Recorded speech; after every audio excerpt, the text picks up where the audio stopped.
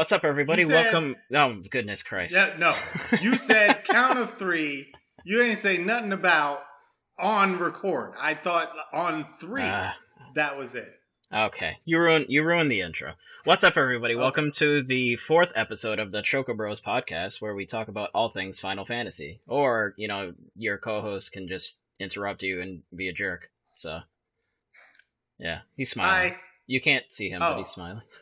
Yeah, that's right. This isn't video. No, For everybody who's not on video, I waved at you. Yes, he waved. You're welcome. Yes, he emoted at us. Yes. So I am your main host, and I am your king, or Choco King, Dan. And today I have John from Arianna's house. I'm sure most of you... John, yes. I'm sure most of you know who John is. But John, introduce yourself. So my name is actually John Blackmage Martin. Yes. And I have the... what's it called? I don't know, nickname Blackmage, because somebody dared me to put that as my name, and I did it, and it stuck, and I love Final Fantasy, and I also cook really good food, and because of those two things, I actually have a video that is of me cooking good food from Final Fantasy. It's like this whole crazy web of, I don't know, but anyway, thanks for having me on the show. RPG intricacies. Yes, RPG, hardcore, MLG, yes, FBI, CIA. Yes, top secret, shenanigans, limit breaks, chocobos. Oh, I do so many limit breaks, just all the time. Limit breaking. That's what she said. That's what she said. I get to work, man. I just limit break on people's heads. I'm sure your wife appreciates it. Limit break. No, I don't limit break on my wife because she'll limit break the shit out of me. That's a boss battle. No. 9999 damage. Oh, jeez. Well, so you are a chef extraordinaire on the internet. And was it the last video or second to last? I forget if you made a newer one. You had that Final Fantasy dish. Yeah. Our most recent video was a Final Fantasy... Well, no, it wasn't our most recent. So I've had two. Since then, we had one where I tried a fertilized duck egg, which is called Baloo. Yeah, I haven't watched that yet. How did that taste? Well, I'll actually share something with you that I didn't discover until after that video came out. Yeah. It was a dish that we saw on a good show that we used to watch called Bizarre Foods. I'm familiar. Chef called Andrew Zimmern. Yeah, and basically he goes around and he eats bizarre foods. And that was the first place we saw it years ago. So my wife saw it at this little Asian supermarket that she went to, and she bought it for me. And I ate it, and I have a whole video of it right now on my YouTube channel. And then the next day, there was somebody in one of the Facebook groups that me and you happen to be a part of, Daniel. And it was Jeff. And Jeff actually brought up that it looked raw. And then I did a little research, and Jeff was absolutely right. I ate it raw. So as disgusting as the dish actually is on its own, I also mistakenly ate it uncooked. How did you not? I mean, did you feel fine? Like, did you? Well, no. Once I found out that I ate it raw, I started looking up like how salmonella works, and I started doing a lot of Google searching. And come to find out, if you're going to get salmonella, it happens within 24 to 72 hours. Yeah. So at this point, it's been about 72 hours, and I feel fine. So I think it worked out okay. But yes, apparently I was on camera eating it, and I ate it raw, and I didn't know what the hell I was doing.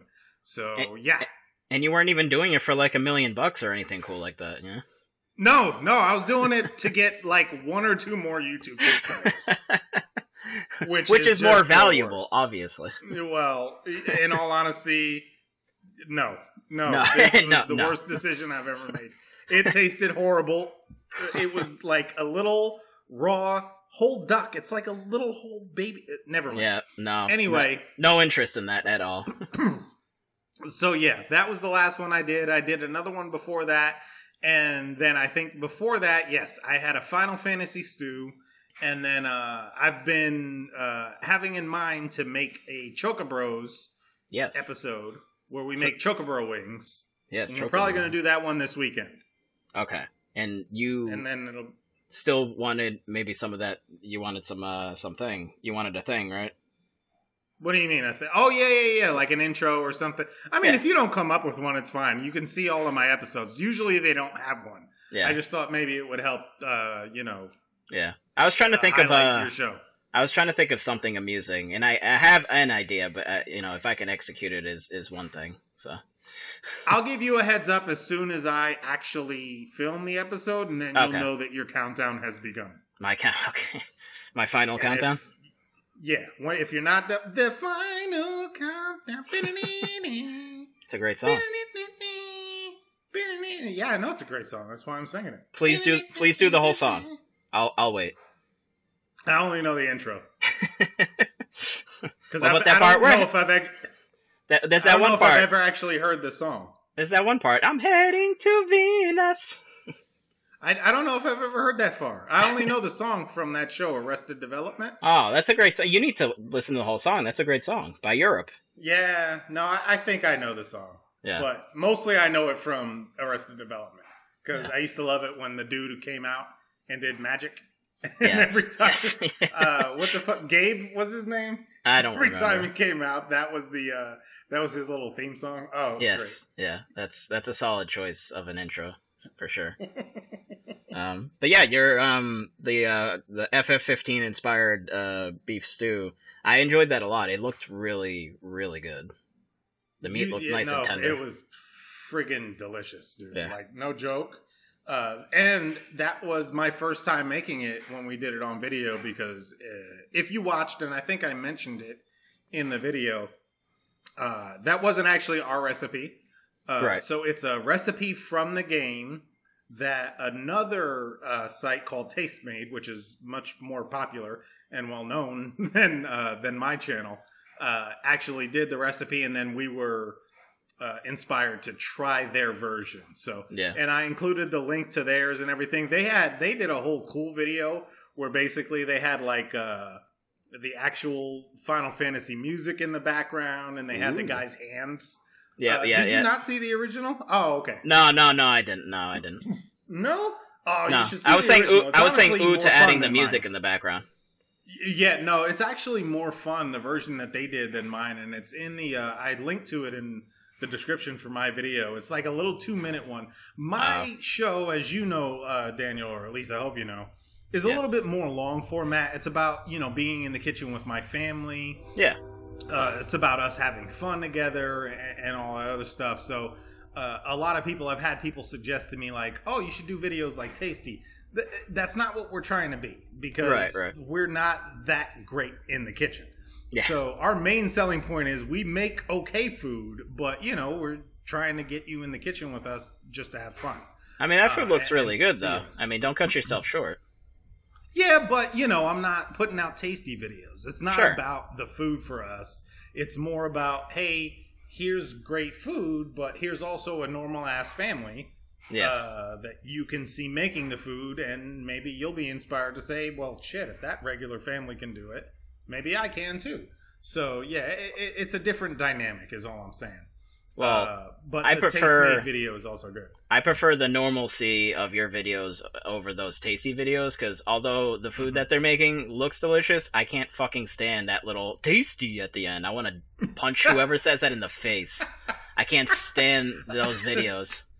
Seriously. I'm usually watching them with the volume off, so I've only heard it they're once like, or twice. Tasty. It's like, shut the fuck up. No. I used to hate that too, but they got popular, and you know, it was because it was all about the food for them, and I'm totally cool with that. And honestly, I get a lot of inspiration from a lot of their videos. But for me, again, our channel, it's not just about the food; it's about family. It's Arianna's house. It's about the family. It's about Arianna, my daughter, and me, and my wife, and my kids, and and showing how a regular family can make great food in their kitchen. So, it's about a lot more than just focusing on my hands and the food that I'm making. And saying tasty in a creepy way. Yeah, and saying tasty. I promise you, if you come to my show, I will never say anything in a creepy... Well, no. I won't say tasty in a creepy way. You won't do it on purpose. You won't be creepy on purpose. Yeah, I won't be creepy on purpose. There you go. All right. That's all I can promise. I can appreciate that. Put that on the box. Box quote. Won't be creepy on purpose. Not creepy on purpose. Yeah, not creepy on purpose. 3.5 stars. Alright. Well, sounds good. Well, I enjoy your videos, and I like delicious food, and I like... It has a very homey vibe, your videos, which I appreciate. I like them. Because it's in my home. Yes. So, yes. It's easy to pull off. Oh, okay. It's in your home. All right. Yeah, like seriously, after I shoot a video, we sit down and eat that dish for dinner. I would hope so. You don't want to waste it. You're just seriously just in there for our family dinner that we're making that night. Whenever you watch one of our videos, you can then imagine that we then went down and sat at the table and ate that for dinner. Oh, that's cute and adorable. I appreciate that. You're adorable. No, thanks. Like I said, I got a haircut, so. So, I had a whole, I know I told you before we started recording, I had, for the 4th episode, a whole layout for Clayton and Mark, but obviously everyone listening can tell they're not here, because they're scumbags. No, this is Mark. Boy! I don't know how to do a Scottish accent. Top of the morning to you, laddie. Top of the rainbow. My name's Conor McGregor. Fuck you. Ewan McGregor. Good pull. I appreciate that. Well, Clayton is in Switzerland, I believe, so he's off catching chocobos in Switzerland or riding chocobos or something. Oh shit! Is that where they are? Yeah, and Mark, I don't really know what Mark is doing. He's watching Harry Potter or something. I don't know. Oh, I heard he's with his girlfriend. Is what he told me. Yeah, watching Harry Potter, making her cry. So he's a scumbag, obviously. Or lifting weights somewhere. Yeah, he's picking things up and putting them down. A lot. Yeah. Yes. Stop that. Yeah. So, well, you and I can discuss. So I thought of this topic. I think yesterday or a couple days ago, because I figured I couldn't go with the full list. Because I kind of wanted to break that down more specifically with them, because it's more about the future of Final Fantasy, so that's what I wanted to discuss with them. But with you, you're playing 15 currently still. What chapter are you on? Oh, shit. That's actually a good question. And I actually have the game running right now. So I think I'm on chapter 4? No, I just made it to chapter 5, actually. Okay. Well, so I just hit chapter 5. Okay. Well, so just to obviously mention it for anyone who doesn't obviously realize it, spoilers, whatever, I'm just going to talk, however, I'm going to say whatever I need to say and not be all beating around the bush. And you can do the same. I mean, obviously I finished the game, so I know more, but I'm not going to spoil anything for you, but up to chapter 5, we'll So if you haven't gotten as far as John, then spoiler warning. Yes. If you have gotten as far as John, then you are terrible and you take too long, like John. Yes, exactly. Well put. Yeah. Self-insult. Speed it up. So what major part are you at, or are you just finished, or? So right now I am on the trial of Ramuh, and I've never actually said that name out loud. Is that how you pronounce it? I've always pronounced it that way, Ramuh. Okay, so I've never actually said it out loud. Yeah. But I know who that is, and I can tell that I'm about to get my first summon, apparently, is what I'm guessing. You already have them. You already have your first summon. Who? The Chocobo? No. Who? Well, you just fought a huge dude, right? The Titan? Yeah. Oh, I didn't know. Did I get him as a Titan? I don't know. Yeah. Or as a summon? Yeah. I don't know. It hasn't happened yet. So I went straight from the Titan to the Trials of Ramuh or whatever. Yeah. And now I'm going to the Trials of Ramuh. I know at the end of fighting the Titan, which, damn, that battle was epic as hell. That was dope. Yeah, that music is insane. That music was great. The scene was great. Honestly, the mechanics of the battle were a little crazy, and I couldn't tell what the hell was going on for the majority of it. No, absolutely. But at the same time, it was dope. And so I went straight from that, and now I'm touching all the stones in the Trials of Ramuh. Yes. And So anyway, yeah, that's where I'm at. I'm about to hit the last touchstone or runestone or whatever the hell it's called. Yeah, Gotcha. runestone. In the cave. Yeah. I'm heading to the last cave right now, Okay. and I guess I'll have him there. So I didn't even know that the last guy I got as a summon. Yeah. Yeah. Titan is the first summon you get, and then Ramu. So how do I bring him out? That's a good question. So summoning in 15 is what's the word I want to use? I'll say not. You don't really control how it happens. So I was gonna say lame because I kind of like just being able to summon the summons are like top 5 favorite things for me in Final Fantasy. I fucking love the summons. In any Final Fantasy game. So in 15, it's unfortunately a little lackluster for me. They look cool as hell, but basically they pop up whenever they want. Really? Yeah. Just like even when it's like a whack enemy? Yeah. Or I think maybe not a whack. Well, actually, if you were sitting there not attacking and you were getting wrecked by a weak enemy, then they might pop up. I think that's kind of what usually triggers them if you're in a tough spot and they are like, hey, helping hand. So well, that kind of makes it a little bit cooler, but no, I'm in the same camp as you where yeah. And we're going to talk more about all the things I love about this game, but even hearing from people how the summons work is one of the things where I anticipate not being happy about. Yeah. Just because of how previous games have worked. And it's like, no, I want to call out the cool ass summon with the big graphics and the huge damage whenever the hell I want. I don't want it to be random. Absolutely. That's the best part. It's so goddamn flashy. That's what's always been so great about the summons. They're so exaggerated and insane. Yeah, I mean, yeah, you know which one I'm going to mention, Knights of the Round, of course. Yeah, exactly. You summon that, and then you put the controller down, you can go take a leak, grab a beer, yeah. You got about 10 minutes to chill out until that's done. Well, it's funny, because everyone always goes, when they want to mention, like, oh, long summons, they always go for Knights of the Round, but the longest summon is actually an 8, and it's the last one, which is Eden. I'm pretty sure it was Eden.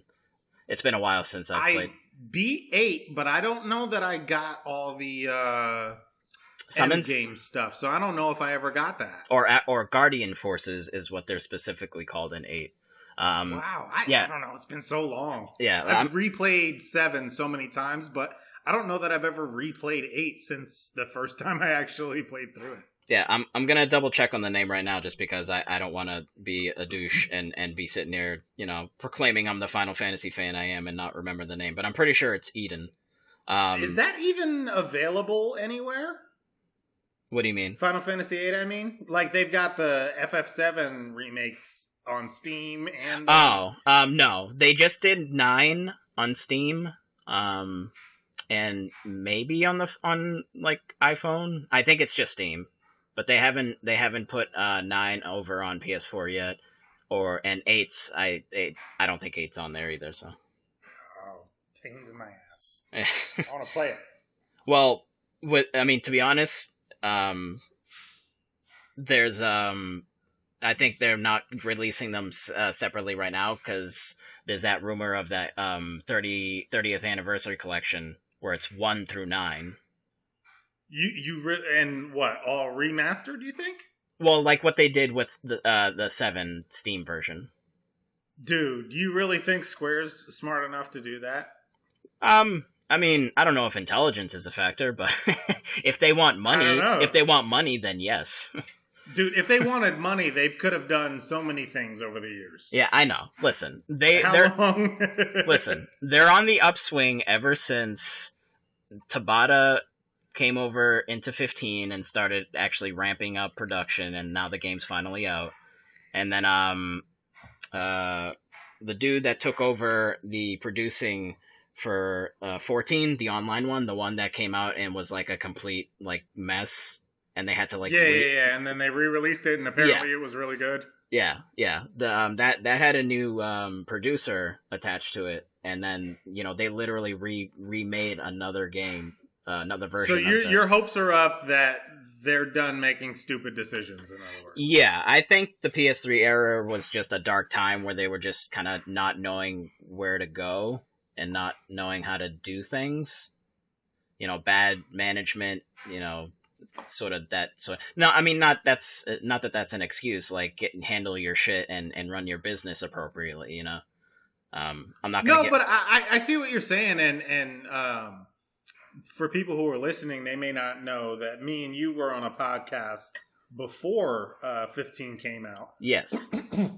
And we were talking about our expectations for what 15 could be. And if you remember, I had a ton of doubts. You were actually the one who was really hyped on the podcast for what 15 could be. Now, you were hyped because you had played all the demos, you had seen all the trailers, and I kind of avoided it all. Yeah. And I was just kind of basing my expectations based on the 13 series that I had played through last. So, and you ended up right. I mean, in my opinion, they knocked 15 out of the damn park. This is a home run. This is one of my favorite games since probably the earliest Final Fantasies that I can remember enjoying. Yeah. So, you were absolutely right. But at the same time, I'm still hesitant, and I'm sitting here like, all right, well, maybe they got this right. They had a decade. Yeah. Yeah. to get it right. And I don't know, maybe on the next one they don't get a decade, and I don't know if they're going to knock it out of the park again. Yeah. I don't know if this is a sign that they're back on the right track when it comes to their Japanese IPs anyway, because obviously Enix side has their shit locked down with Tomb Raider and what else? Deus Ex? That's Square-Enix, Enix would be Dragon Quest specifically, but you're thinking of what is it? Square-Enix Montreal. I think it's Square-Enix Montreal. Oh, okay. Yeah, they're still the separate American developers doing Tomb Raider, Hitman. I know there's other one. Deus Ex, I think, is Deus Ex. Yeah, that's what I said. Yeah, Deus Ex. Okay, that's what I thought. So yeah, and that's what's got me wondering. Like, is this a fluke? And I hope it's not a fluke. Like, I'm not hoping it's a fluke. I'm not betting or hoping against them. I hope it's not a fluke. But again, they had 10 years to get it right, and they seem to have got it right. So what happens now when they don't get 10 years? Are they gonna? Yeah. Are they still gonna be able to pull it off? Yeah. Because there are so many other games that pull it off without having to take that damn long. Well, to speak to like that as far as the development time, the reason why I'm sort of coming from the positive angle is, so how everyone's like, oh, this game took 10 years to come out, just like that, they say derp derp derp also. Yeah, no, I just said it when I was complaining a minute ago. If nobody heard you did, you said derp, I heard it. Yeah, I said derp. I totally did. The Final Fantasy 15 specifically did not take 10 years. It was more 4, maybe leaning towards 5 years. But before that, when it was Versus 13, that was when it was like in development hell, quote unquote, because Nomura, who was the one producing and directing, kept getting thrown back onto other projects. So he like wasn't being given the appropriate, time to flesh out and work on Versus to actually make it a thing.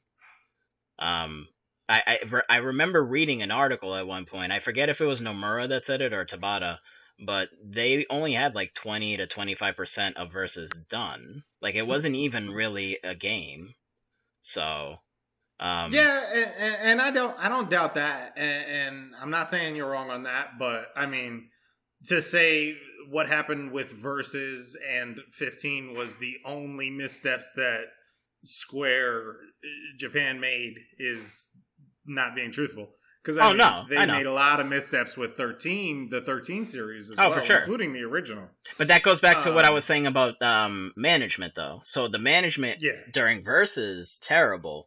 But then they said, hey, Tabata, you need to get in on this and rein it in and make this a game. And he said, all right. And then he took it, and in 4 to 5 years, he made it a game. So a great game. Yes. And that's why I'm like, I'm not gonna lie, yeah, that's why I'm like, okay, well, this didn't actually take 10 years. If people actually read kind of what was going on in the background, they'd realize, oh, okay, so when the appropriate person was put on the project, that's when things came together and they actually made a game. I mean, it's still 4 or 5 years is still a long time to make a game, but I mean, on the scale of 15, how big it is and epic and everything, that's kind of warranted. Yeah. And I mean, it's being compared against some of its contemporaries. Yeah. Where I don't think that it's necessarily fair to compare it against. Like, I've seen a few complaints about 15 where they're comparing it to The Witcher. Right. The Witcher 3. Yeah. And just, stop. Yeah. The Witcher 3, everybody knows, hey, yeah, it's a masterpiece. It's super well done by guys who are super passionate about what they're making, and it's great. And it's not to put it down, but I don't need everything to be The Witcher 3. Yeah, The Witcher took a long time for me to finish. Yeah, and it's unrealistic to expect everything to be The Witcher 3. So everybody chill out with that goddamn comparison just because it's got some similarities. Well, that's the internet, John. It's easy to just compare things, and then when you make that comparison, that backs up your frustrations with it, right? Yeah. It's like comparing. No, I'm not even going to make that comparison. I'm going to shut up. Yeah, then you're part of the problem. But anyway, it's a great game. Final Fantasy 15 is, and again, there is record of me saying that it probably had a chance not to be, and I have never been so happy to be wrong. Yeah. Well, I'm glad. I bought it on. You remember when we had that conversation? No, I remember. I bought it day one because of a conversation that I had with you. Yeah, it was you, me, and Corey on the DNA DNA podcast. Shout out to DNA. Yep. DNA. Dana. Yeah, and we talked about it, and I was Mr. Positive, or trying to kind of play that angle, and you were like, I don't know, I played Lightning Returns, and that was hot trash. So it was hot trash. Oh god, it was hot trash. I wasn't a fan of the whole 13 series. Yeah, I liked 13. So most people hate 13, the original. Yeah, I actually enjoyed that game, especially because I was at this point in my gaming life where I wanted a more linear game, and I remember that was one of the biggest complaints for that game. Yeah, was how goddamn linear it was, because it was literally like the map in so many areas was just like a straight line with just like a few curves. Don't remind me, John. Don't remind me. It seriously was, dude. And then every once in a while, you get like a little corner of the map. Yeah. If you turned left 2 feet, and look, there's a chest in there. Chest. Yeah, there's a treasure chest. Yeah. As if you went somewhere like way off the beaten path. So yeah, I remember, but I actually enjoyed how linear that game was at the time. Yeah. Just because I wanted to play through the story, so. And that's not excusing it. It kind of depends on what you're looking for, whether or not that's going to be something that you hate or you like. Yeah. But this game definitely opened it the hell up. Even the entire 13 series, even compared to the sequels for the 13 series, 15 blows them all out of the water. Their world, so far, I'm only on, like I said, chapter 5. And already the world feels so much bigger than the world for that entire series, in my opinion. Oh, absolutely. Well, that was a reactionary, that was one of the main complaints was, how linear the 13 trilogy was. So they were like, all right, well, we're going to not make it linear like that. Except for... Well, I mean, that's not necessarily a spoiler, but as you progress later into the game, it becomes a little more focused. In 15, I mean, you can still go back, but as the game draws to its conclusion, it does become a little more focused. But I actually liked that, and I'll speak to that in like a future episode in more detail. But I liked that kind of focused linearity towards the end of the game. Actually, yeah, no, I think you have to do that from a story perspective. I think that's a good thing. Yeah. And I think, there's what you were talking about from a production standpoint. Yeah. You've got to kind of find this good rhythm where in the beginning you got to have it a little bit focused. And I do feel like this failed a little bit in the beginning. Yeah. And that's not a huge deal, but I do feel like in the beginning they opened it up a little bit too much. To where I'm like, what is going on? What am I supposed to do? Where am I supposed to be? Yeah. But it doesn't leave you like that for too long. And then once I got used to the game, and I remember you've seen me post online about it a little bit. Yeah. Where I was like, I don't know how I feel about the combat. I don't know how I feel about the open world. What's up with this car shit where I've got to drive for 30 minutes, literally. Like, not even like 30 minutes exaggerating. Like, I literally could sit here, hit the button to drive, and put the controller down and go take a 15-minute break. I mean, what are you driving in circles? No, like, dude, if I'm going from, where's it called? Hammerhead? Golden Key? No, if I'm going from Golden K or Golden Key. Yeah, there you go. Yeah. If I'm going from there in the south all the way up to the first place that you get in the north, that's north of Hammerhead, dude, I could put the controller down and just let it drive for 15 minutes. It's crazy. Anyway, you made me lose my train of thought, but basically, now it's starting to open up a lot, and I like that. But yeah, at the end of the game, at some point, I am going to want it to get focused again. Yeah. And even right now with this Trials of Ramu, whatever the hell, it's actually started to focus a little bit because I lost access to my car after the Titan fight. So I was only going and doing like the main stuff that was close. So it's doing a good job as far as like the way that the story's laid out and the pace. Yeah. Oh, that's the word. The pace. That's the pacing. The pacing, yes. Yeah. That's the word that all the gamer nerds say. Yes, all the it's got good pacing so far. The news outlets, the reviewers.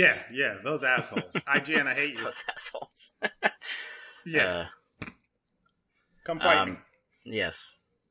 Well, come fight me. Are you talking to me? No, I'm talking to IGN and all those. I will say it. Come fight me. I'll fight you. They have a lot of employees. I don't know if you can fight them all. I'll whoop their ass. Okay. All right, tough guy. Well, I agree and disagree with you don't some get to of that. Disagree. No, I do, but again, I don't want to go into too much detail because I actually want to like have a whole episode be specifically of that and have like more people on to discuss that. But, yeah. So what did I interrupt you about? What was your point? Well, the point is the Final Fantasy VIII summon that's super long is called Eden. So, no, that's not it. What I was about to say, was it really that long? It came full circle. It all came full circle. No, the main thing that I wanted to ask was, did the fact that 15 15 is a mainline Final Fantasy. It is an action RPG. How does that make you feel compared to the old games being turn-based? Does that still bother you, or are you still annoyed by that, or is it more refreshing and you kind of would like to still see that in maybe later ones, or? Oh, that's a good question. That's a really good question. And yeah. Because I've been mulling it over. Honestly, yeah. Mm-hmm. I've been mulling it over and like really thinking about it, and I'm like, I'm sort of slightly leaning towards one way, but I was wondering what you think.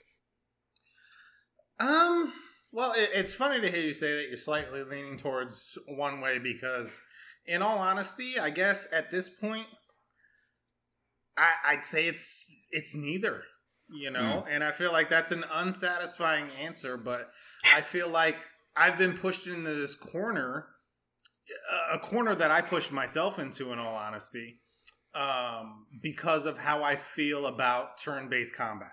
Yeah. And the fact is that I come to this series for the turn-based combat, for being able to take my time and strategize and all this other stuff. And for one, I've discovered in this game that there is some of that because you and a few other people pointed out to me that, you could turn on wait mode. And that kind of changes the whole dynamic of the battle system in the game. When you turn on wait mode, it really changes how the battle goes, and it's still that action-packed, kind of frenetic vibe to the combat. But it also gives you a break to really analyze all your targets and make a decision on where you're going to go. So there's that one thing there. And then there's the other thing of, I feel like, I don't want to say that I wish it had turn-based, because the combat is fun. It's awesome. It's great. It is really a lot of fun. I am enjoying the hell out of it. At the same time, I also miss the turn-based. And it doesn't make one better than the other. They both kind of just have their own appeal to it. And I do miss, with this game doesn't feel as relaxing. Yeah. And I always enjoyed that about older Final Fantasy games, is that it felt relaxing. I could sit there. I could, read up on strategies as I'm in the middle of a match and just wait to take my next turn, I don't know. It's hard to say. I don't hate the new system, but I also hope that this doesn't mean the death of the old system completely. Yeah. I kind of hope that maybe, and I feel like what happened with this system is it wasn't supposed to be a mainline Final Fantasy. No, it wasn't, because it was supposed to be Versus, but then I feel like when they kind of started doing the other two games for 13-2 and then Lightning Returns, and then Final Fantasy Agito, which then became Type 0, all those changes started happening. They're like, all right, well, what are we going to do with Versus? And they thought, well, there's something, it feels like there's something good here. There's something we can play with. And I think they just then decided to make it 15 just because they were like, oh, something new, fresh start. You know what I mean? It had potential, and it does. Yeah, it really did. And even if you remember, 13 was a huge departure from the previous titles. The whole 13 series, especially the first one with the... I can't remember, but basically I remember a lot of people complained because when 13 came out, they were saying in the earlier levels, like, you could just keep pressing X. Yeah. And... they'd attack, but then you really got into in-depth in your control of the party's kind of characteristics. I think that's honestly my main complaint. And I think I only came to this realization as I'm talking right now. It's not necessarily the combat style of the game. It's the fact that I only have control over Noctis. Right. Like, I wish I had a little bit more control over my entire party, as far as what their actions were going to be. Like, not necessarily picking which attack they're going to do, but at the very least, like, picking kind of a strategy that they're going to be playing during a battle. And that's the part that I think is the most, that I miss the most. Yeah. Is having control over the rest of my party. Because in this game, I do feel like I'm only Noctis. And if you go back to any previous game, there is always a main character, but I feel like I'm the whole party. Yeah. In this game, I only feel like I'm Noctis. And I don't know if that's a good thing or a bad thing, in all honesty. Maybe it's a good thing. I think it's... they feel like companions. I don't know. I think it's to make... Yeah, I think there's multiple reasons for it. One, from a gameplay perspective, like... Noctis is... he's a jack of all trades. He can literally use all of the weapons in the game.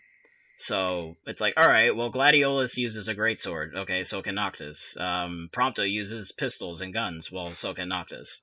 So there's almost like no point other than just to be like, oh, I can switch to a different character. But I think it's also from like a story perspective to be like, this is who you are, and these three guys are your friends, and they're your bodyguards, but they're your best friends. And it's the kind of no. Yeah. I totally agree. Yeah. But is that a good thing? I mean, it depends on how you like to digest a story, I guess. Well, I mean, isn't that every other game, though? That's every other game. They put you into the role of that character, and I think that was something that was always special about Final Fantasy. Yeah. That I'm saying that I might miss in this one is I don't feel like I'm this entire group of people. Yeah. And now I do feel, like you were saying, I feel like I'm Noctis. that's the character I'm playing. And if that's what they're going for, they accomplished it. But I just don't know if that's a good thing or not, because that's most games where you're playing a singular character. Yeah. And I miss that party aspect where I'm building a party and a team. Yeah. No, I definitely get that, because I mean, like, like with 7, for instance, 7 is my favorite. So, you know, I do think of here, obviously. Yeah, obviously. When I'm playing 7, I'm thinking to myself, I am Cloud, but you know, in combat, I am switching between Tifa and Red 13, and I really like those characters. So it's like, all right, but I'm at least also embodying them in that moment, and I'm doing X move, whatever. So, but I don't know. Yeah, it helps build that connection, and I don't feel as much of a connection. And don't get me wrong, this isn't me saying the characters aren't great. The characters are great. I love all of the characters that I've met so far, especially the bros. You know, especially Gladiolus. I don't even know how to Prompto and Ignis. Ignis. Yeah. Yep. So I love them all so far. Don't get me wrong, but yeah. Like you were saying, I feel exactly the same way. Like I felt like Cloud in Final Fantasy VII. And at the same time, like you were saying, in the battle, I felt like I had some kind of ownership over the rest of the characters. Yeah. Like, because, you know, in Final Fantasy VII, for example, you had all these points where you had to pick who was coming with you. So your experience of the game could change depending on who you pick. So, like, I had, in my game, I always picked Barrett, and I named him after my friend Chris. And I always picked Tifa, and I named her after my friend Christina. Mm. So those 3 characters were the entire game to me. Like, after you leave Midgard, they were the entire game to me. Yeah. But then I've met other people who played that game, and their favorite characters were, I don't know, Yuffie and Katsif. And, you know, they had a whole different experience from me and a whole different connection. Because those were the characters that they leveled up and they fought with and they did all this with. And I don't know. I feel like, I feel like that's an important part of the series to me that this game is missing. The control over the party like that. Yeah. I don't know that I would want in the next title to have control over a singular character. Yeah, I mean, that's what I like about Final Fantasy, and I mean, some people say otherwise, but I like that each one is different, because it leaves room for, you know, experimentation, and having, you know, just different things to play with, like different environments to play with, different characters, different, you know, gameplay, different sort of ways that you portray the world, whether it be linear, not linear, so on and so forth. And then you go and then you say, all right, well, I like this Final Fantasy more than this one because X, Y, and Z. But the one that I like less does have these things that the other one doesn't, and vice versa. And you can have a whole different experience depending on your choices. Yeah. You know, play through Final Fantasy VII after you get Vincent, with Vincent on your team. And it's a whole different experience because of the way that his limit breaks work, for example. Or the fact that you have no control over him. Or the fact that you can literally not even get him. Yeah, or the fact that you cannot get him, exactly. Yeah, those kind of things, and it can make such a difference in your gameplay and the way that you play. So, again, this isn't a knock necessarily against Final Fantasy 15, and I like that they tried so many different things and put so much care into the game. Yeah. I have nothing but positive to say about it. But at the same time, there are some elements from the older games in the series that I hope don't go away. And I hope it's not just like, all right, well, welcome to the next thing that we're going to do for the next 10 years. And you're stuck with it, whether you like it or not. Yeah. Well, I mean, I think the next thing that will come out is the part 1 of the Final Fantasy VII remake. So, oh god, don't remind me that they're splitting that into parts, dude. Yeah, I know. Oh my god, what? I'm gonna keep my hopes up. Yeah, I got my fingers crossed, but dude, I was not happy when I heard that. Yeah, we'll see. I mean, there's obviously not technically a lot of information, so. It's all just them kind of being like, all right, it exists. Here's some crap. Oh, you're pissed about this crap. Well, you know, you'll see what happens. So we'll see. Yeah, no, we don't know shit. I don't. Yeah. It could it could come out and feel like a complete product. That's all I'm hoping for. Yeah. But the obviously, well, I don't know if obviously, but the first thing that came to my head when I heard the news was Telltale and Right. their model. Yeah. And if it ends up being like that, I'm not happy. But I am giving them the benefit of the doubt. There's no reason to assume that. It's just the first thing that came into my head, and if that's the case, I'm not happy. Or at the very least, I'm gonna wait until the complete thing is out. I think it's just their wording is a little weird because, we're of a different culture here. We're, in the States, and, yeah, exactly. You jump to Telltale. Whereas from their perspective, I think what they more so mean is like the Final Fantasy 13 trilogy. So they made they made 13, but technically they then said, "Hey, we can mold this to technically have 2 sequels." Which I'd be okay with. Yeah, I just want a complete experience. I don't want that's what I mean. Shortened experience up front. The 13 trilogy is technically a complete experience. It's just each game was its own thing for sure. Yeah, but I mean in 7 it's gonna be a whole thing. It's just separated into 3 parts. So I think that's what they more so meant. I'd be okay with that. Yeah. As long as it's more well done than the 13 trilogy. Oh yeah, I'll set which of course it will be. I'll set their headquarters on fire if it's not. So don't worry. Oh yeah, I mean if they hadn't announced it when they did, I was already planning. Like I got all kinds of explosives in my garage. Oh, I was already planning on coming and burning their building down. Yeah, we'll meet up. We'll rendezvous. Yeah. We'll meet up together and combine our explosives. I got combustible lemons. Yeah, I'll burn your house down. Oh, all right. Well, I can cast Faraga, or Comet. Yes. Yeah. or Comet. I can cast Holy. I can cast all sorts of high level magic. So. Square, this is your warning. Don't fuck with the 7 remake. Yeah, I will burn your house down. I will summon the Knights of the Round and destroy them. Literally. Right on Tabata's house. Yeah. Oh, shit. On his car. poor Tabata. It's always Tabata's fault now. That poor bastard. No, Tabata's great. I love Tabata. I love him now too. so basically, because I asked you, and I thought this would be a good topic because I was kind of in that camp. So like, especially like when they announced the 7 remake, and they were like, "Oh, the combat's going to be more actiony," and I was definitely one of those people up in arms, like, what the deuce? This needs to be turn based. What is the meaning of this?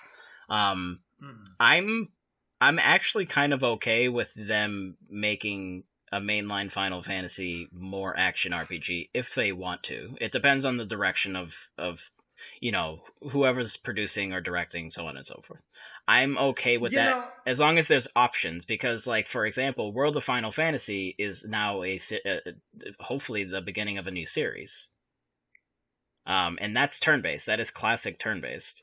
And they even did some unique stuff with that because you haven't played World of Final Fantasy, right? No, I haven't, but I've heard good things, and if I want to play a turn-based game in the future, I know that I'll probably go to that. Yeah, it's super cute too. Like, I think your kids would visually enjoy it for sure. Which is probably why I haven't gone to it, because I don't care for super cute stuff. Oh, you're a monster. You're a monster. Yes. But the stacking ability in that game is really cool because you can mix and match monsters, and it does all sorts of you get different stats, and you combine different monsters, and like say you combine 2 monsters and they both have fire spells, then you can make a stronger fire spell. So there's turn-based there.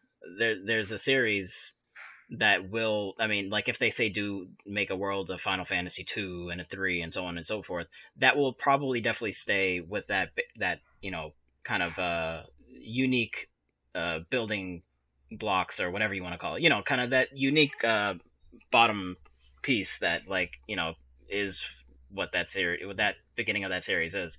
But with the mainline ones, I feel like they can kind of be like, well, action combat will suit this more because of whatever they're trying to do with that world. Like, I like 15 would not make sense as turn-based. Now that you played it, no, yeah, absolutely, you're right. Yeah, it gets a lot of its personality from turn-based, and I kind of get where your question's going, and the truth is, I would like if I was in charge of like their development and what their direction was going to be, I'd kick myself in the ass for saying this, but the truth is that this game showed to me that the turn-based combat is not as important as even I thought it was. Yeah.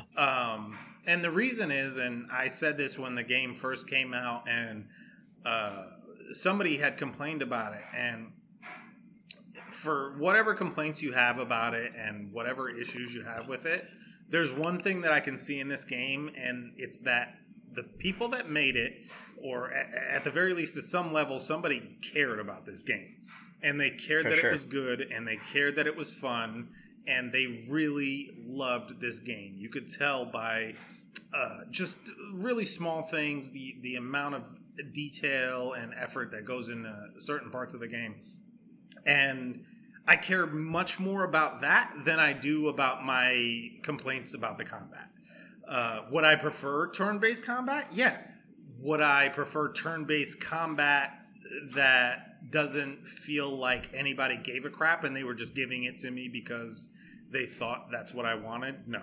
Yeah. So in the future, I'll take combat that's like this, combat that I have to get used to, different ideas and all of that. As long as I get a game like this where I can tell that somebody cared about this game and wanted it to be a fun experience and feel like Final Fantasy, because even with the change in the combat, this feels like a Final Fantasy game. It does. And I had somebody, when I posted about playing it on my timeline on Facebook the other day, came in, and I'm not putting them down or anything for it, but they were basically saying like, dude, how do you feel about like the cheesy dialogue and all this other stuff? And I'm like, dude, this feels right at home for me. Oh, the yeah, whole game absolutely. feels right at home. It feels like exactly what it's supposed to be. This is Final Fantasy. Yeah. If you don't like it, then, maybe you're getting used to more westernized RPGs, and that's okay, but I love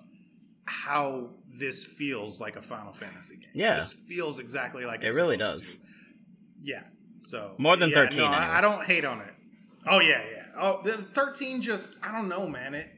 It felt like it had a lot going for it. Yeah. I mean, because again, I really liked the combat system for one. I loved the combat system throughout. Well, with exception to Lightning Returns, I loved the combat system.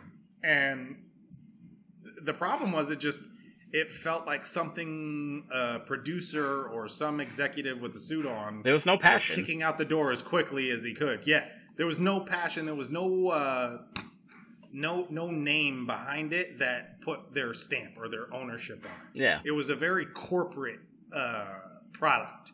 Yeah.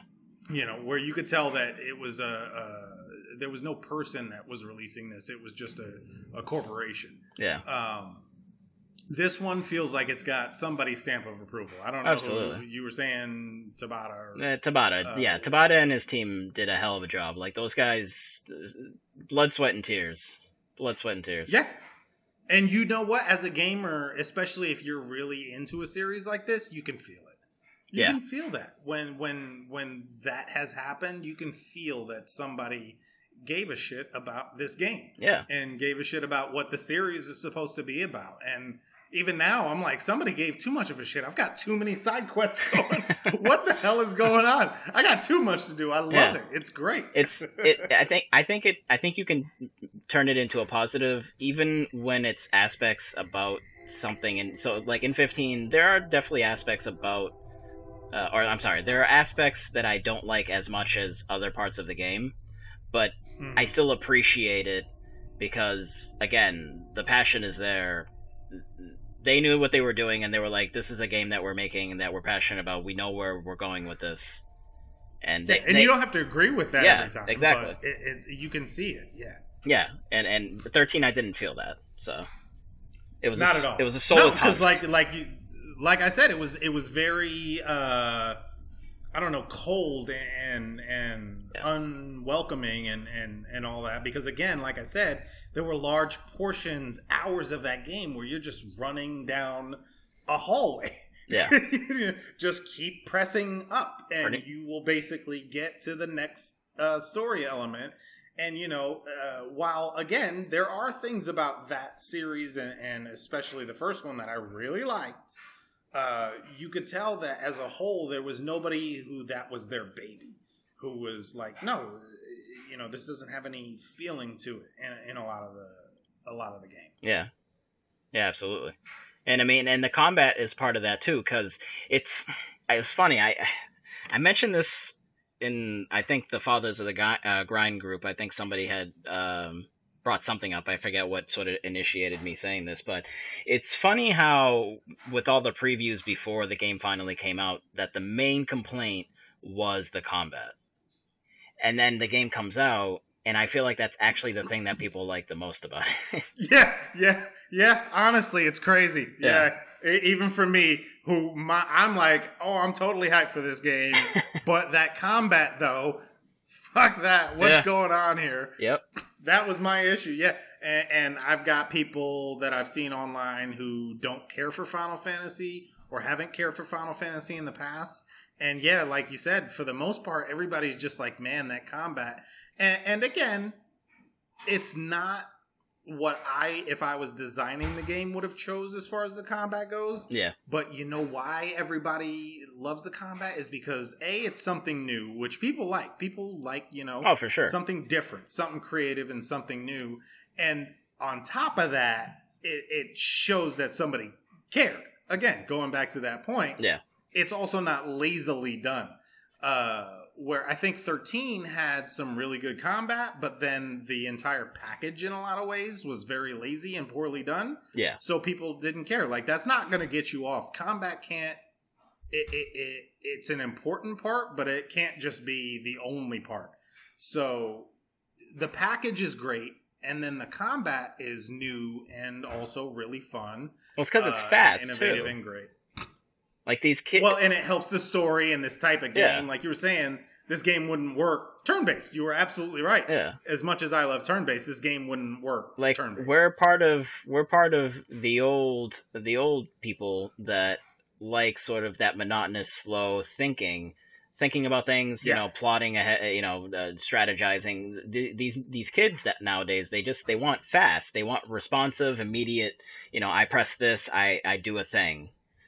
And they didn't completely abandon us because, like I was saying, with the wait timer and stuff, you still got a little bit of that. You can slow it down, you can strategize and all that, but you can also just go balls to the wall. Yeah, but even and go crazy. But even still, though, even not turning on wait mode, it still has some strategy to it because like everyone was saying with the platinum demo, oh, I'm just holding square. You don't do that in this game. At least not. No, you get your ass kicked if you just do that. Yeah, I mean, or at least with certain enemies, like some of the weaker guys, like you kind of can technically sit there and, I mean, you'll get like knocked over, but then, if you're leveled up enough, yeah. Yeah, but you gotta warp to a certain spot to recover your MP. And sometimes you gotta roll out of the way, or you counter it. That's always been the case with Final Fantasy, though. Like, even in past Final Fantasies, if you were playing certain enemies, you just keep hitting the X button. Yeah. Like, I've totally done that in Final Fantasy VII. I'll just sit there and hit the X button. It depends, though. For an hour, yeah. It depends, because, like, if you're fighting... But, yeah, when you get to a harder enemy, you have to put in strategy, yeah. Yeah. But and I feel like, and that's why I think that even with this combat, like everyone's saying it's the easiest Final Fantasy they've ever played. That's probably true, but again, there's still some strategy there because you do want to, want to make sure your MP is not depleting, and the AI is a little all over the place. Like your boys there do kind of get knocked around a little bit. So you kind of have to heal them, sometimes, and things like that. But, well, I think in some ways you always determine how hard the Final Fantasy is going to be for yourself.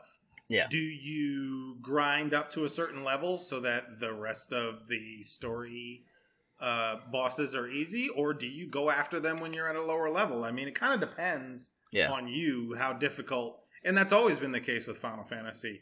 How difficult the game is going to be is going to kind of depend on when you decide to go fight the tougher villains. Yeah. And yeah, if you're gonna go after them when you're level 80, then they're probably going to be easier than if you say F it and go after them when you're level 35. Yeah, you'll get wrecked for sure. Yeah, and then you'll get wrecked, and that's also the fun thing about these games is if you went out and made yourself badass enough, then even the hardest boss is going to be easy. Yeah. Now, I say that, but then it also makes me think of one thing, and we're going to get into spoiler territory with this one. I've got a question for you.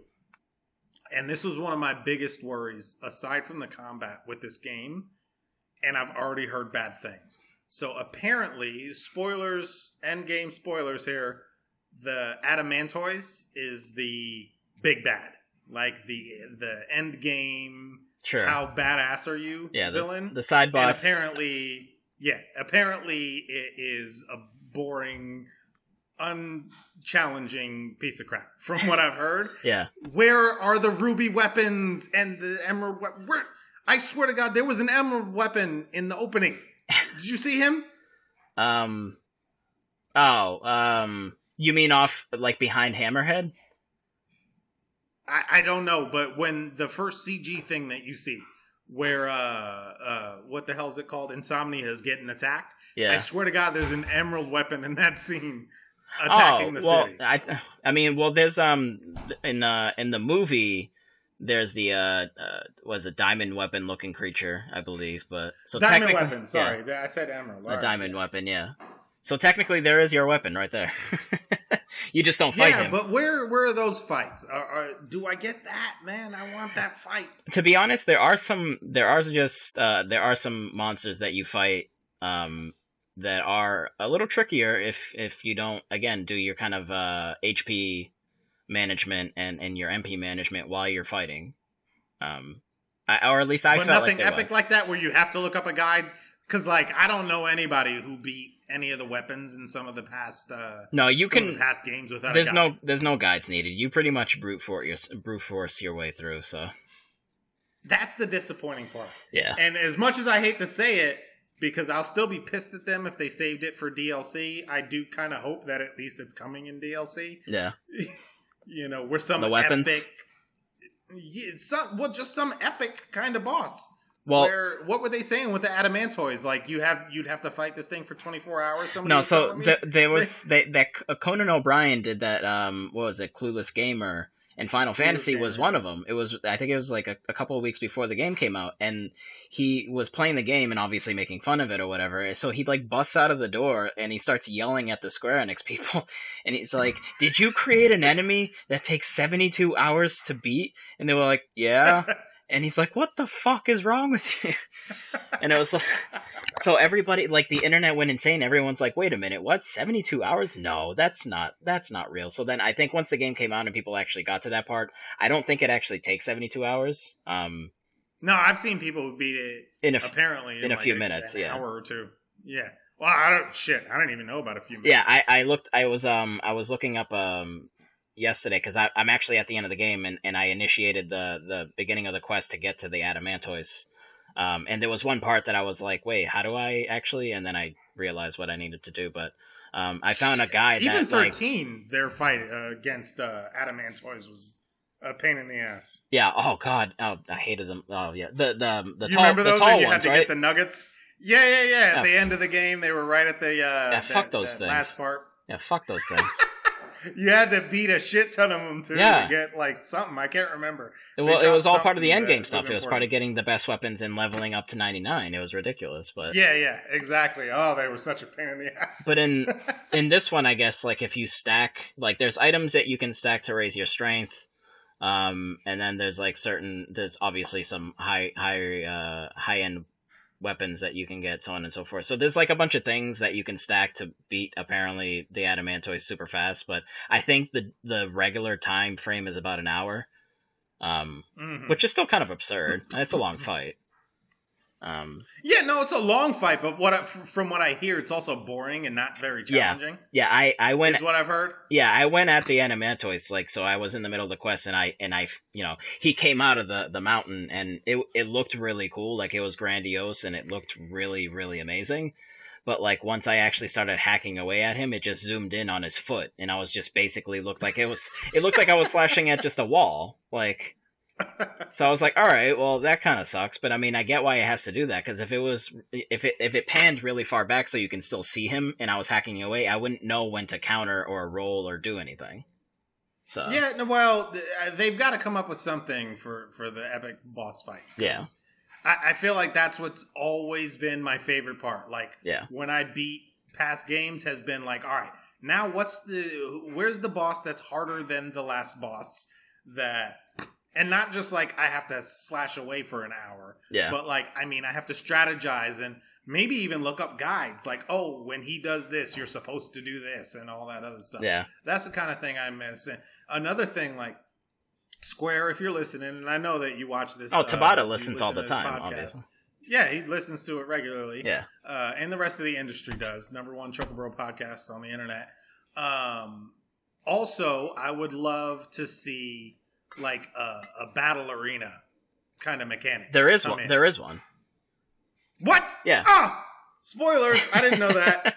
I mean, I won't go into detail like what actually sort of is the whole thing, but there is an arena of some sort. So I'll just say that. Is there cool stuff involved? I just started doing it yesterday. I think it's cool. All right. Yeah, so I won't go into too much detail, but there's an arena. Yeah. All right. Well, then I'm excited about that. And I will still request from Square that they make it even cooler and add much harder enemies and much cooler gear and all that. I want this game to live on. That's the other thing too that disappointed me with the 13 series was it was one of the first, I think the first mainline of the series that came out in the age of DLC. And yeah. Just the age where companies kind of held stuff back on purpose, knowing, hey, we'll just release it as DLC. And prior to that, they threw everything into the game. Like when me and you were kids, if they had it available, they threw it in because they knew that there was no way to get it to you after that. Oh, absolutely. You know, unless it was going to wait for a sequel 5 years from now. And that's one of the disappointing things about the current gen. DLC is great. Don't get me wrong. I love the internet generation and all that. But at the same time, like, there are titles where you feel like you guys held on to that and you totally could have put it in the game. And I don't know. I feel like it's tricky because right. Like I do wholeheartedly believe a lot of the time when they say like, no, that's just people being angry and paranoid. Like, because when they finish the game goes gold, right? And then it's like, all right, well, what are they supposed to do? Like, so they start working on patches and trying to troubleshoot and find bugs and so on and so forth. But I mean, they obviously want to have the game keep going, right? So they're like, all right, well, we want to add stuff, I guess. And then Well, I feel like in some cases they do say like, okay, we've got this other thing that we want to do, but the game doesn't really need it. So how about we release the game now, and then we keep working on this thing that's not done, and then release it later as DLC. Whereas maybe in the past they would have said, you know what? No, the game needs this extra thing. Yeah. We don't have the option to add it later, so guess what? We just have to delay the game. And well, yeah. I'm of the belief that I'd rather have a delayed game that has a bunch. Well, you know what? And I'm not completely against DLC either. I'm not saying that. As long as the game feels complete. Yeah, the main thing with me with some of these entitled millennials with that mentality is it's like, okay, fine, so you want them to delay the game to add that stuff, right? I mean, have you ever met like an artist, like nothing is ever perfect to them, right? They keep working and working and working on that thing, and they're like, it's not good enough, I need to keep working on it. So if you think about it, it's like, all right, so you tell them, well, keep delaying the game to add what you want.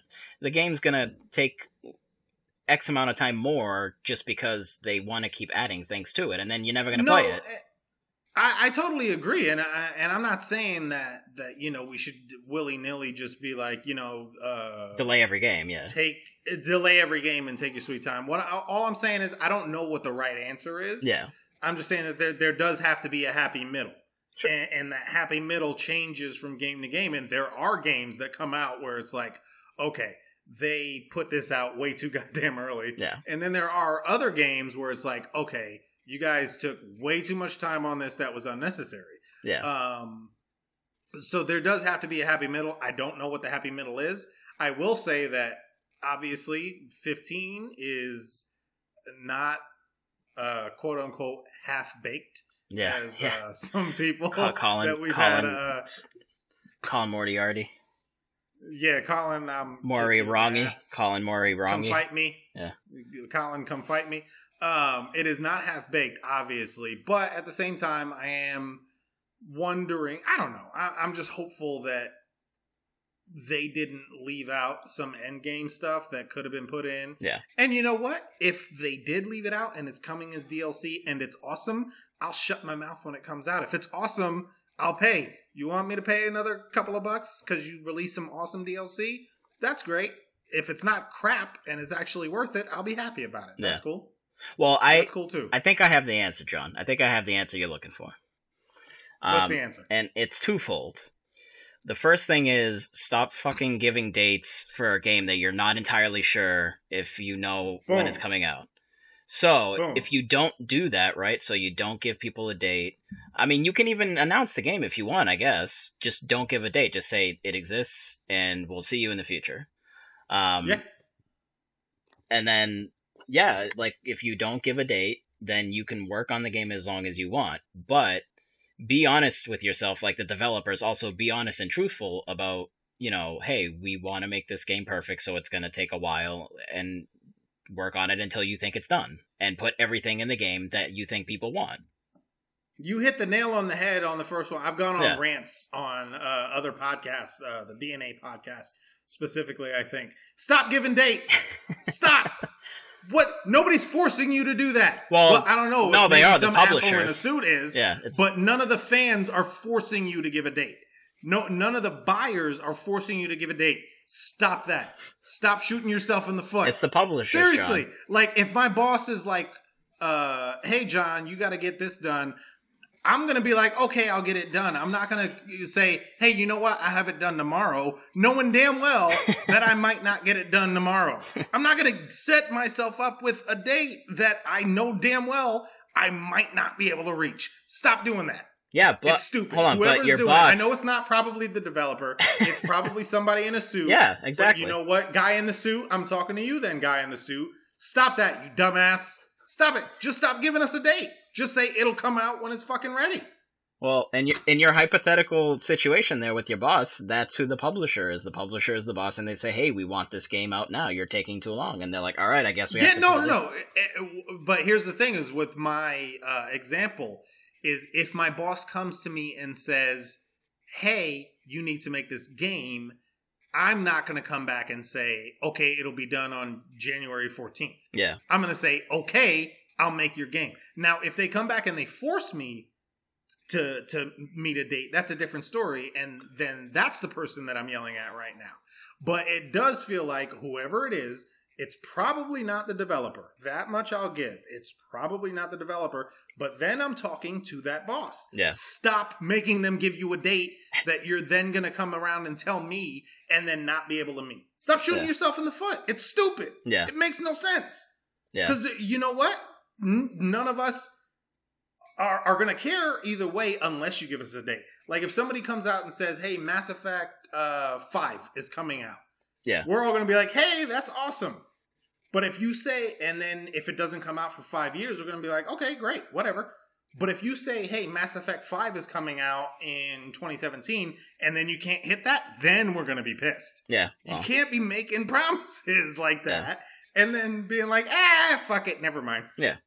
Well, that's why I said it's twofold. Because if you don't open yourself up for the ridicule of people being like, where the hell is the game, then you can work on it as long as you deem necessary. Or maybe, like you were saying, the other option is just don't fucking announce it, maybe. Right. Dumbass. Right. Until you're ready. But even then. Yeah, work on the game for as long as you feel like you need to actually make a complete game, because that's also a big complaint nowadays is people are like, I don't feel like this is a complete game. And it's like, well... You know what? You're absolutely right. You should not be announcing a date unless you could release it that day. The day that you announce it and give a date, you should be willing to release it that day. Yeah. Working, not broken. Yeah, exactly. Willing to release it as far as, like, you know, it's good. Yeah. Well, in regards to DLC with 15, I feel like 15 they've probably been bouncing around the ideas.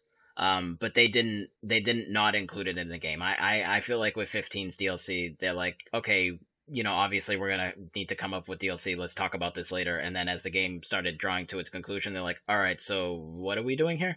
And then they, you know, shut out some ideas. They're like, all right, that sounds cool. Let's do that. Because they've announced. When are we getting our first DLC? I don't know. I know we're getting some multiplayer crap, which I'm kind of still. Well, so it's not literally multiplayer. So it's actually co-op, but it's co-op 4 people. So like I would be Noctis, and then you, Tim, and Derek could be the other 3 bros, and we can bro out together. Not Derek. Not Derek. He doesn't okay. get to play with Yeah, us. No, Derek's the worst. Screw Derek. Derek's stupid. Yeah, Derek's the worst. Yeah. We should rename the podcast to Derek's. This is the Derek's the Worst podcast. Hey, Derek. You can't see that. Yeah. But I'm giving you the bird. He's swearing at you visually with his finger. Yes. Yeah. Yeah. Love you, Derek. Yeah. No, he's terrible. He just sits there and he's always talking shit. Yeah, I love him, but he's terrible. I'm real tired of it, you know. Tired of his shit. Yeah, actually, a hypothetical situation. If Derek, Osama bin Laden, and Hitler walked into a room and I had a gun, I would shoot Derek in the face twice. I would kick Derek right in the nuts. And then I'd throw him at Hitler and Osama. No, but you got to shoot Derek in the face twice. You only have 2 bullets, right? All right. You got to pick between the 3 people. You only have two bullets. That's after I kick him in the nuts. Yeah. Yeah. Obviously. So that's after I kick him in the nuts. Then he gets 2 bullets. Then I throw him at Osama and Hitler. See, I get all 3 of them. No, but you just got to go after Derek, because, I mean, forget the other guys. It's just Derek, both bullets in the face. Just both of them. No, I'm hitting Hitler and Osama with Derek. I'm going to beat them to death with Derek. I mean, they're technically already dead, but, you know, again, hypothetical. Oh, hypothetical. I didn't know we were talking about corpses. Jeez. That was more of a Office reference. I just wanted to go with that, but yeah. I don't know if you watched The Office. No, the Office, the show. I work in an office. All right, just whatever. You're the worst. Nah, you're the worst, actually. What? Don't make me go off on you. What was I saying? I gotta go to bed. Yeah. Is this show almost over? Maybe. I don't know. How many? I gotta go to bed. How many more hours are you available? 0. Oh, okay. Well, then hit the stop recording. Yeah. What was I saying? Oh, co-op. Yeah. So co-op is going to be all 4 of the bros. But before that, they're going to each have their own episode. So Ignis, Gladio, and Prompto are going to each have their own episode, which you can play as them. And then the 4th piece is the co-op, where is all 4 of them together. But, you know, 4 actual individuals playing as each character. So. Is it going to take place after the story, or is it going to be a prequel? Have they talked about that? I don't know. As far as like sort of its place within the timeline, I do not know. Well, so I'm looking forward to it either way. I'm going to buy it because this game is awesome. Yeah. Well, I bought the season pass, so. I didn't even know there was a season pass. All right, I guess I'm going to have to buy the season pass. It's $24.99. God damn. Yeah, but I mean, you also what? See. I'm broke. Oh, well, I mean, then stop smoking, stop vaping, you... Hey. Cool teen. You shut up. You cool teen with your vaping. All right. I smoked for 13 years, and now I no longer smoke, so you kiss my ass. Vaping is still smoking, isn't it? I mean, let's be honest. No, it's not. Just because you changed the word doesn't mean, you know... Go read a book. Like... Okay. Kiss my ass. All right. Sure. But yeah, they have the DLC plans. There's a season pass, but there's also they just released the holiday pack, which was part of the season pass. So and they're doing like little random updates, free updates. So there's which I heard for the holiday one. My buddy Justin Timberlake. No, what the hell's his last name? Radabo Timberlake or whatever. Tebow. No, he said if you it won't automatically update. You actually have to go in and download the holiday update, apparently. Yeah, I went to the store and downloaded it, so okay, so you hop in the store and click it, it's fine, whatever. But I didn't fucking know that. Yeah. Like, you actually have to go in and download it. That's important news. Sure. For your friggin' Chocobro podcast. I guess. Maybe you should put that out there for your listeners. Well, that way they know. Stop being a lazy millennial and being like, oh, this should be handed to me. Why doesn't it? Aren't you like 19 years old? Don't be calling me. I look 19, but I'm actually 30. So that's all that soda. Sugar preserving you. It makes me hyper. I'm bouncing on my bed. Yeah, no, the DLC I think will be fun because that's in of itself unique also, because now you're getting to play as the other three characters, which is what you were literally talking about earlier. So, but one at a time, right? But then the co-op, you could be like, well, let me try, this character, and then, co-op, man, that is kind of, on the one hand, I'm kind of like, oh god, this is gonna suck. But on the other hand, I'm kind of like hoping for a Mass Effect kind of thing, like they did in Mass Effect 3. And I'm hoping like it's awesome and new and cool. Yeah, I think that will everybody, be cool. When they heard that Mass Effect was going to get co-op, they were like, what? I know I was, as a Mass Effect fan. I was like, what? That sounds stupid. Yeah. This gameplay doesn't match that idea at all. And then it came out and it was dope as hell. So I'm kind of hoping it's cool because I would love to play some Final Fantasy with other people online. That would be amazing. I think it would be cool. If it's done well. Yeah, like the link up attacks that you do with your buddies, like, when you're like slashing and then like Prompto will throw you his pistol and you'll like throw your sword at like Gladiolus or whatever. I think that would be cool if like you're actually trying to time that with actual people and like if you actually Yeah, because right now it's cool in the game, but at the same time, like you were saying, your partners, your AI partners, while they do okay, it's kind of also all over the place, and I never know when that shit's gonna happen. It's kind of just a surprise. So it would be nice to like be able to partner with a human teammate and actually plan that kind of shit. Like, we're gonna go up behind this guy this way and actually purposefully do that kind of thing, the blindside attacks or the link ups and all that. Yeah, I think that would be cool. So I am looking forward to trying that out and seeing what that's about. I don't know. After playing it, I've got my fingers crossed. And you know what? I doubted that the combat for the main game was going to be as good as it is. So hopefully I'm proven wrong. Yeah. I love it when I'm proven wrong, especially when I'm being negative. Like I never look forward to being right about being negative. I hope I'm wrong as hell. Yeah. Because you know what? I want to play fun shit. I want things to be great and to have fun. So yeah, I hope I'm wrong as hell. Yeah. Well, if they can make the combat for the other three guys feel just as, and again, Noctis is a jack of all trades, so he's still going to be more fun to play. But as long as they actually make the three characters feel, natural, like the movement and how you use them, then that should be fun. So, it wouldn't be the first game. There are all kinds of games out there where you've got the jack of all trades character, and then you've got other characters where they're more focused, and those can be fun too when you know your role and you know what you're supposed to do, and you can really contribute to your team by doing what the hell you're supposed to do. It wouldn't be the first game to have that kind of dynamic. So well, I'm glad that we both had different sort of views and perspectives on 15's combat, because like I think I am starting to kind of get to that point where I'm like, you know what, I do kind of like the fast fluidity of an action RPG, and I welcome that in Final Fantasy. So whether they do that for 16 or not, I'm actually fine with it now. I have no qualms about it. So I don't think I do anymore either, because people have said it to me enough times and it's really starting to get into my head, which is turn-based is still out there. Yeah. And if this series wants to evolve, as long as they're still putting in effort and I can see that it's a game that somebody cares about, I'm okay with it. Yeah. And you know what? If I do get the itch for turn-based, I've still got options out there. Yeah, exactly.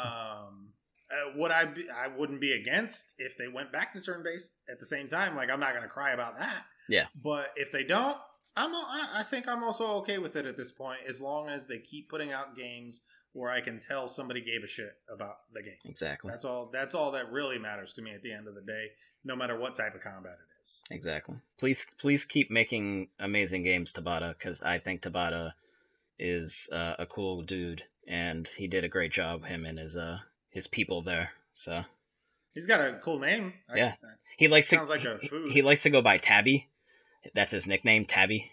That's a less cool name. Well, I mean, those Japanese people, they're silly.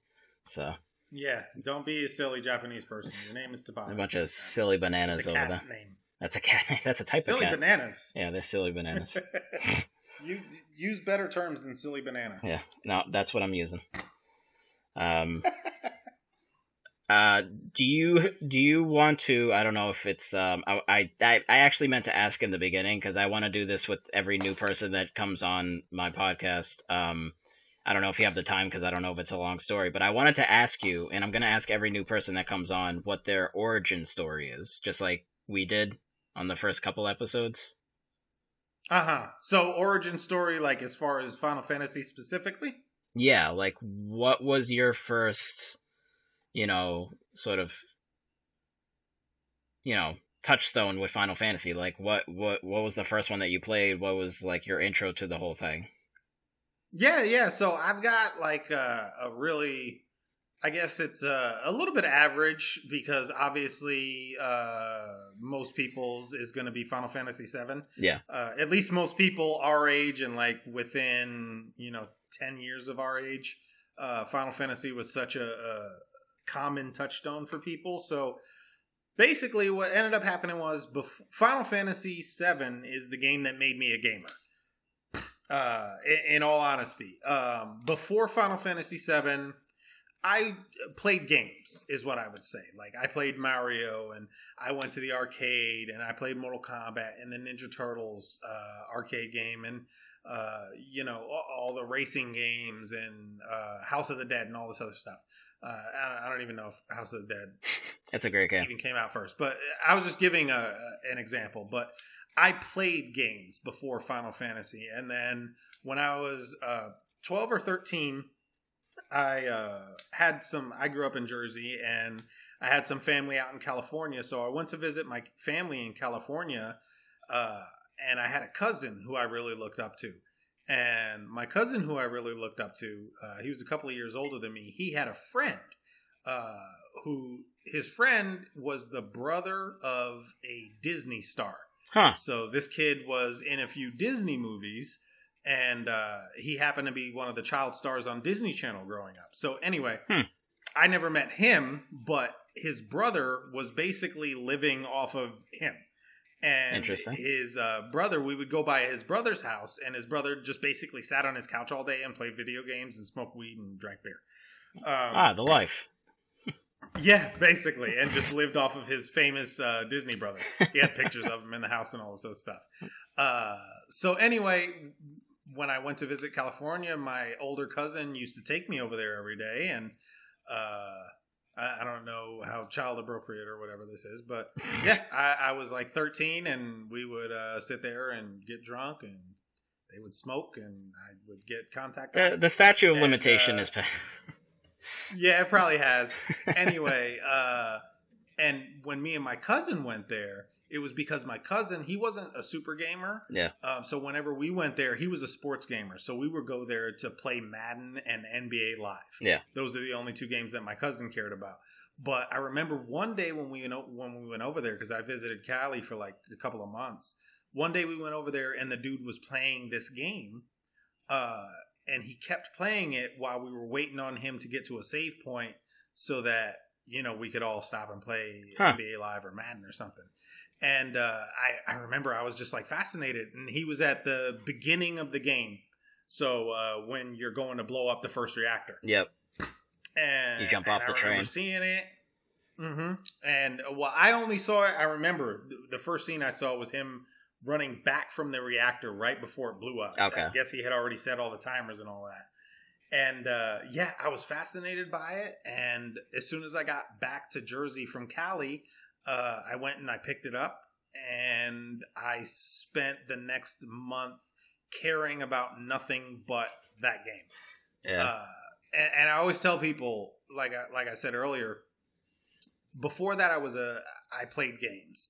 That was the one that made me a gamer because it wasn't just, oh, let me put my quarters in and hit some people.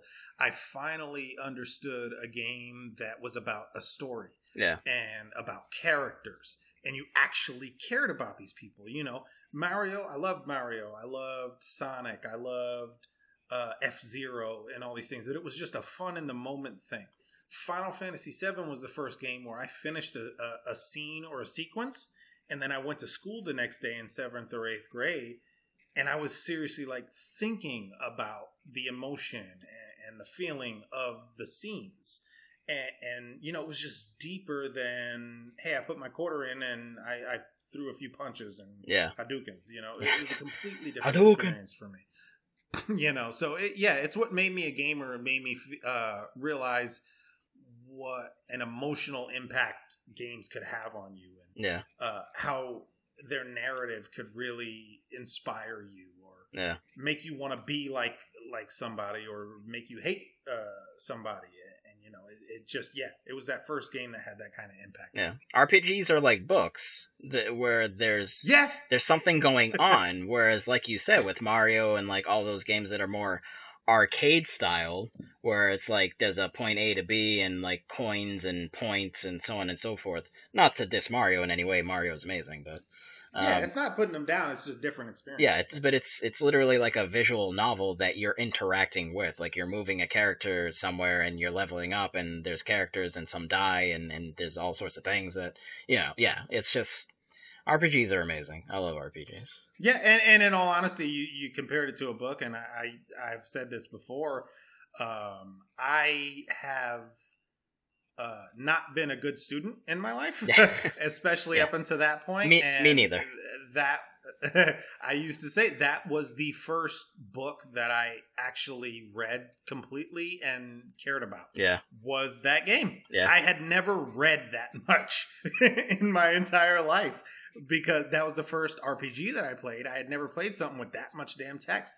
And I got to the point where it was the first time, and now I read books, and I remember that was the game that taught me when somebody says something in a book, and, you know, you don't just say it, you feel it in your head. Yeah. They don't just say, damn it, Cloud, you scream it in your head. Oh, yeah. Damn it, Cloud. And you have a voice, You have an actual voice in your head. Yeah, you have the voice in your head. And yeah, I had never done that before that game. So yeah, I'm totally with you. It was the book that I didn't know I needed to read. Yeah. And now, honestly, I love books. I love reading things. Mostly I listen to audiobooks, but a lot of my first introduction to what a text story could be was that game. Yeah. Yeah, that's awesome. And I mean, that was such a random thing. Like you said, it was your cousin's friend, right? That was playing it? Yeah. It was my cousin's friend, Yeah. and he used to take me to his house. Yeah. I mean, it was random as hell. Yeah. I mean, it's almost sort of similar to Clayton's, because Clayton, I think it was a girl that he had a crush on. Either she gave him the disc or it was her brother that I forget specifically, but it involved somebody else that was like just happened to see like Clayton drawing some things like it's all just happenstance. It's all just luck of the draw that. Well, that's how it used to work. Oh yeah, you know, so before the internet, and you know, oh, what's the top game? Like you didn't know what the hell the top game was back then. But I meet all these people who were like, oh yeah, you know, I was playing the greatest when I was a kid. You just played whatever the hell else you saw other people playing. You were like, oh, that's a game? All right. Well, that was the problem, though, because, you know, you could pull the short straw, like, and get a shitty game, and that's, like, the game that you grew up playing. You're like, oh, I love, you know, I don't know, I can't think of a bad game, but any licensed game. Yeah. Well, licensed games were actually better back then, but I think the only games that everybody from our generation kind of connects with are the licensed games, because Yeah. those are the ones that, you went to Blockbuster, oh, Aladdin or Chippendales or Yeah. the Rescue Rangers games, and anything that basically had a license to it. Yeah. Well, But when I got older and gamers, quote unquote, were talking about, oh, you've never played Castlevania? I'm like, no, I've never played Castlevania. What the fuck is Castlevania? yeah, exactly. I never met anybody who played Castlevania, so how the hell was I supposed to know about Castlevania? Exactly. Well, it's like with Greg Miller. Like, Greg Miller was a Sega kid, and it's like, that poor bastard. He didn't even know about the Super Nintendo. As was I. Yeah. I was too. Until I was a Sega kid, and then Final Fantasy was one of my first experiences on the PlayStation. Yeah. Yeah. So I like stories like that. It's funny how just, destiny brings you to these wonderful things. It's our I don't know. It's one of those things that kids today don't have either, though, because they know. Yeah. What's the game? Yeah. They're told. They don't have that thing that. Yeah, they're told. Where there are games that I guarantee you, me, and anybody from our era can mention that are terrible games, but we love. Oh yeah. Because, like you were saying, maybe you wanted it and you asked for it for Christmas and you didn't know what the review said or how terrible it was. No. And guess what? You were stuck with it. Yeah. So you learned to love that shit. No, absolutely. You definitely did. Games were great growing up. Simpler times. Yeah. Simpler times. That's for damn sure. For sure. Well, I think that was a good story, by the way. I appreciate that. Thank you for sharing. Thank you. Absolutely. I think we can wrap it up then. We've only been talking for an hour and a half, so Good. I gotta go to sleep, fool. I told you. Hey, I asked you if you had many more hours to keep talking. We can keep going if you want. Well, technically, I've got, I get to go into work very late, so okay. I should probably stop bitching. But yeah, I wanted to make sure that I gave you a heads up. Yeah. All right. Well, I appreciate it, and I appreciate you joining. Yeah. I appreciate you having me on. Thank you very much. It was a lot of fun. I don't know how much Final Fantasy knowledge I would have to contribute any other time, because I'm pretty sure I blew my load right now. It was a heavy load. It was a heavy load.